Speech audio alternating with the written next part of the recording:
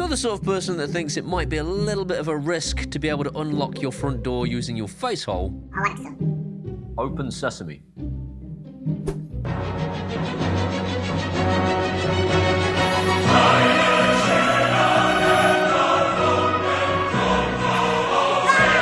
You can set a PIN number for that, by the way. Don't come to my house yelling open sesame through the letterbox because, well, I'll film it and put it on YouTube. After I've finished beating you in the face with a shovel because I don't like that sort of thing. I don't know you! My front door can now be unlocked not only with the original house key, but also with my mouth and with the pin pad on the front of the house that also has a fingerprint scanner. Probably one of the best things about this lock though is that it doesn't involve screwing anything to either the door frame or the door, so even renters can install it, and the install process is so easy it will take you about 10 minutes. But if you are the tinfoil hat type, you ain't seen nothing yet. Switchbot have just released a vision module for their new door lock, which will unlock your front door when it sees your face. All you gotta do is walk up to it, it will see you and it will unlock the door. I think this might be one of those moments that I have to make my head explode during editing. No, I haven't got time to edit that. Stop doing that. And also, while we're at it, if you keep doing this Home Assistant bullshit, Nisha leaves, takes Theo with her. Why have you got that beard? From the further future, because you don't listen to him, this has grown and it won't shave off. Please stop.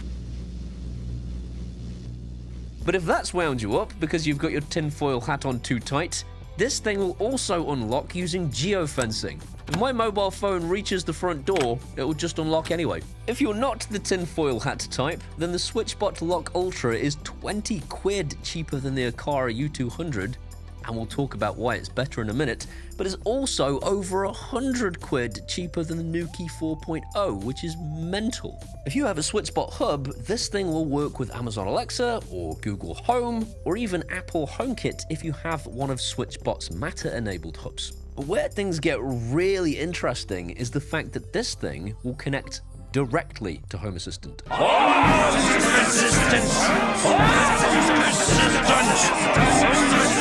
If you have a Raspberry Pi or a mini PC with a Bluetooth adapter plugged into it, this thing will connect directly to it with no dependence on the cloud and no dependence on even Switchbot's ecosystem at all. If you're not familiar with Home Assistant, you're going to start to hear a lot about it as people slowly realize that Amazon is really getting its fingernails into every little crevice of your privacy.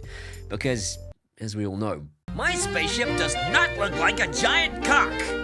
Jeff Bezos is really crank from the Ninja Turtle. Wait, don't look at me like that. He is Krang from the Ninja Turtle. If you're privacy conscious, don't trust Amazon with your data.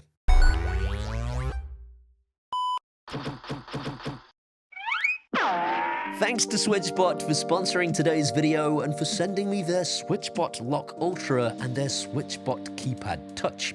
The lock has a 9-month battery life with normal use, but more importantly, it has a backup battery in it. I've never seen this before. This is kind of nuts, right? No battery. Alexa, lock the pod bay doors.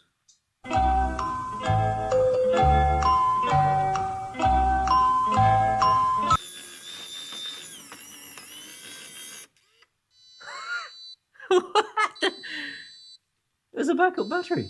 The thing has a backup battery. This means that you can actually take the battery out and charge it and carry on using the lock at the same time. It also means that if you keep ignoring the warnings and the battery is depleted, you won't get locked out because the backup battery will take over. At least until you continue to ignore the warnings about the backup battery, like I inevitably will. The simple fact that this thing has a proper surround that pushes it up against my door frame to not only stabilize it, but also to hide the mechanism is enough to make me want to switch to this lock alone. This looks so much better than the Aqara U200. I'm sorry, Aqara, I love your stuff, but this is smaller, and it's not only smaller, it looks neater because of that decorative plate. Switchbot are one of the first smart home companies to fully embrace Home Assistant and actually say, here is an official integration that will work locally without a dependence on our cloud. But here is also a cloud version in case you need it. Almost all of their devices now work without the cloud, and they're adding new ones all of the time, which is just so exciting. As I already alluded to, not only can this thing be paired to their Keypad touch module, which gives you the whole fingerprint scanning thing and pin pad touch entry, it can also be paired to their Keypad Vision, which is coming out very soon, and I have one in the post. I am so excited, it's ridiculous. Because I don't have a tinfoil hat. Sorry, tinfoil hat people. Suck my ball. What? Now, before we go any further, I'm gonna go off script a little bit because this is serious. People have been messaging me regularly now saying that they don't appreciate the AI music, and it's made me think. I took a step back and I thought, you know what? I probably should pay people to make the music for me because I have infinite money. So, without further ado, ladies and gentlemen, Ed Sheeran! Paul is removing his own lock. He's got all the wrong tools for the job. Bloody thing in it. Only the nut from his thumb turn remains. So many adapters, they all seem the same. Getting one to fit was a pain.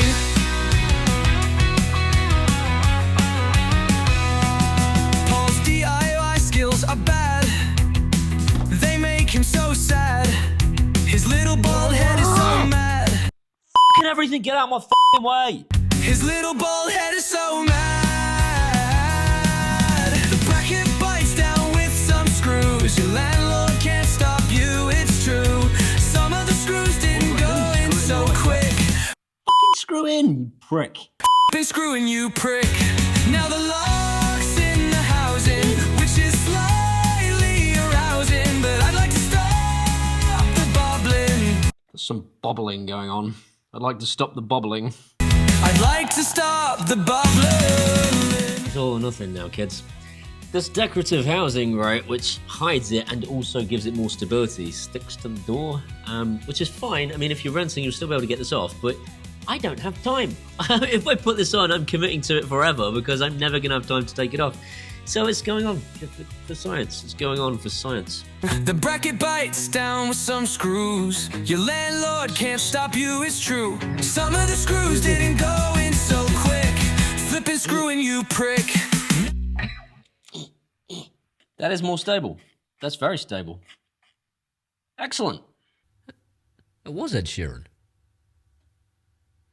I can't complain about the install process. It took me like literally 15 minutes to do, and that was with me having to take off an existing smart lock. If you were installing this over the top of a key, it would literally take about 5 minutes to install. And if you have a thumb turn lock, just check to see if you can take an Allen key to the end of it and just remove it, because if you can install this thing within about 10 minutes to your existing thumb turn. That orange thing is in the sky again, so... Current government advice is to throw rocks at it until it goes away. So I figured I would drive away from this area so I can be well outside of the geofence location as if I'm actually going on a real trip. I'm going to come back and see if the door automatically unlocks for me. Let's do it. I don't look good in these sunglasses. Little dollar store, Vin Diesel rides again. Little dollar store, Vin Diesel rides again. Shut up. Not a dollar store, Vin Diesel. Kind of proud of that. Okay, so we are entering the other side of where my house is any moment, and so the concern is that the geofencing might pick me up from just driving through the village, because I am literally just the other side of these houses. So far, no problem. I'm now in the geofencing area I set on the map, so I'm wondering, it's still saying it's locked. Spin round onto my driveway. Well, we're pretty close to it. Still saying it's locked. It doesn't work. That's gutting. That's absolutely gutting. Oh, you buggers. Amazon hair shampoo. Its biocretinous formula perishes deep into the scalp, burrowing tiny little robots directly into your brain to find out which future impulse purchase will finally bankrupt you. And this brings us on to the elephant in the room. Geofencing has worked for me twice. Once properly, where it actually unlocked the door, and a second time where it said, click here to unlock the door, and I clicked it and nothing happened. All the other times, every time I've got my camera out and I've driven away and I've driven back again, I've wasted so much time. It hasn't worked. It is in beta, so I can't complain too loudly because, I mean, they told me it was a beta thing, and it is a beta thing. It's coming, I guess, and that will be exciting. That's what she said. What will be more exciting will be the vision module, because that should work every single time, and that's in the post. I'm just so bloody excited, and if it works well, here's Paul from the future. Does it work well? All right, I'm from 2 to 3 weeks into the future. You can tell because otherwise I wouldn't be wearing these clothes from the future. Pause him because I know for a fact that I didn't leave enough time to have this conversation. It's phenomenal. It's... what? Check this out. Watch. I agree to the privacy policy. Let's get started with face entry. All right. Oh, okay. How's that? A Please small... turn your head slightly to the right. Oh my god. Okay. What? Is that it? That's...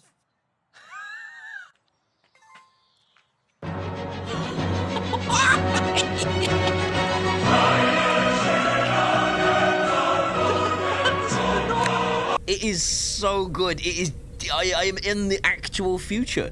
I've only used it about 10 times. I'm going to be completely honest with you, because as I say, the review is like due to go out very, very soon, and I'm in a hurry. But it's worked 10 times out of 10. The only thing I'll say is that is it faster than using your thumbprint? Probably not. I think it's about the same. But if you've got the extra 50 quid to spend, you might as well, because if you're carrying shopping, you won't need to get your thumb out anymore. Every single day, I'm carrying my dinner tray to this office at lunchtime, and every day I'm like, I won't need to do that anymore. What was that?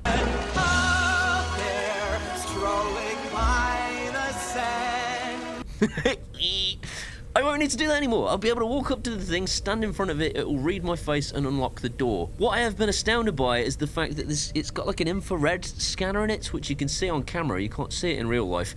But as you're walking towards it, it recognises there's somebody approaching. I need to start watching for a face. And then as long as you don't get too close, it will detect your face. If you've got the extra 50 quid, definitely buy this, because I mean, I know it's early days, but that is so cool. The second one is, I very nearly had to call a locksmith. And this is barely Switchbot's fault.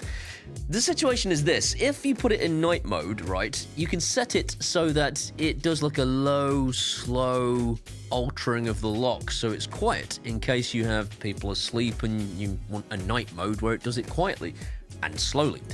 It turns out it's not very powerful when it does that, and my lock is a little bit sticky. That's what she said. Here comes the second problem.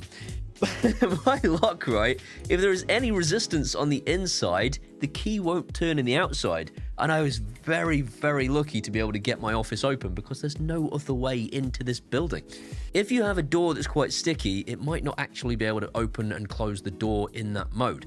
Switchbot are looking at this as we speak. They have replied to say they think that's what the problem is and they're investigating, because all of the rest of the time, this lock has worked great. It was only first thing in the morning, which happened to be during night mode that I had set. And finally, Home Assistant. Home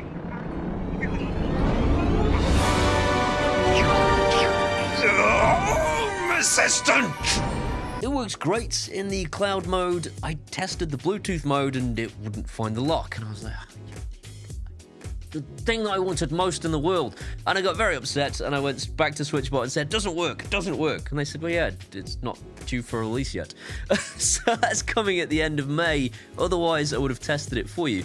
What I can confirm is the cloud functionality gives you all sorts of options to use in automations, which is great. And obviously you can lock and unlock the door using Home Assistant.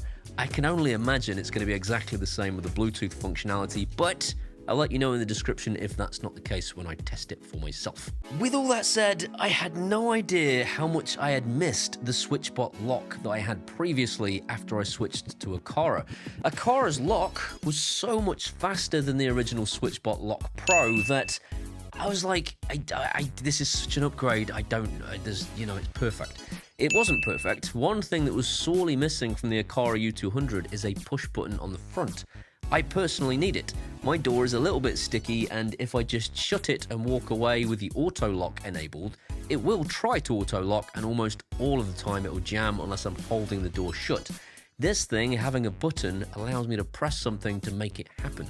And secondly, you don't look like a serial killer.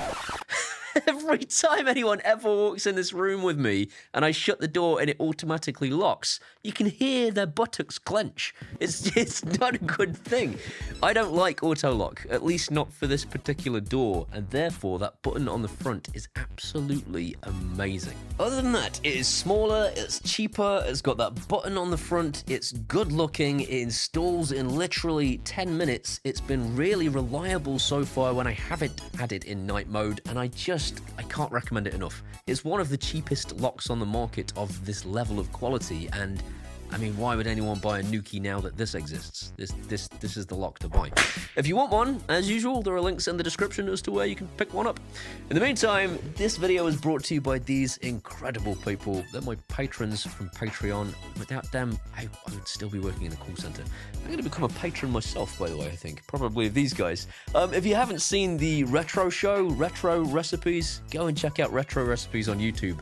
Absolutely brilliant fun, especially if you like Commodores and all old school stuff.